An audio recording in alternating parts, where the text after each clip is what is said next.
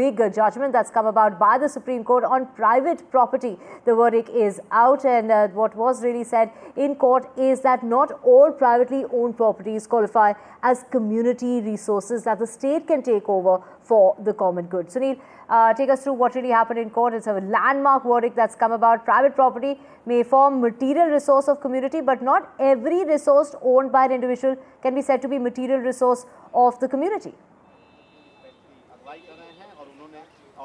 Absolutely, and majority judgment 8:1.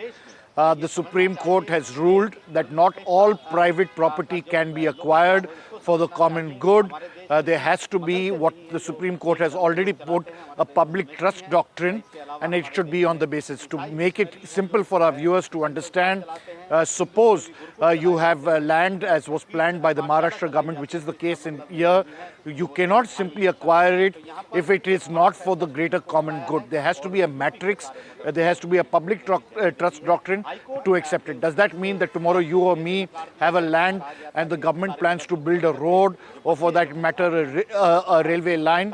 Can you stop that government from acquiring your land? No. If it meets the public trust doctrine, it will definitely be able to acquire it. Why the Supreme Court made this big change? It's held two important clauses. One that, after the Keshavan Bharati case, which is the basic doctrine, 31B, has now become by default the way, and it has been upheld so that you can make laws, directive principles which do not violate the basic fundamental right. Having said that, the other aspect, of course, is to ensure that economic reforms. Justice Krishna Iyer, in a dissenting judgment, had held that all public good and private property can be acquired for the greater common good. That they have held that after economic reforms, private people like you and me, if have private property, then that doctrine has to take into account that we can resist acquisition of our private property if it doesn't meet the public trust doctrine or the greater common good as has been commonly known. Right.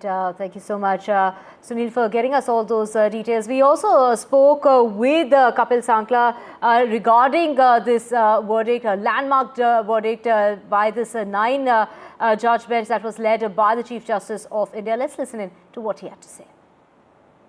A very crucial verdict has finally come out. Supreme Court has said not all private property can be taken over by the government. How do you see this judgment? I think this judgment is in the right direction, and you have to understand why.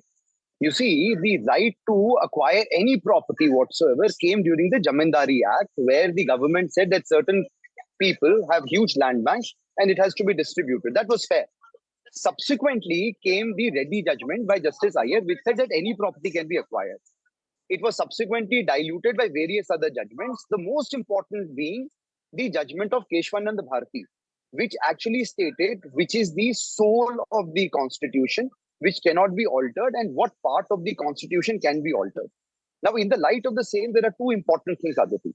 One, that the right to property was a fundamental right, which was downgraded from fundamental right to constitutional right.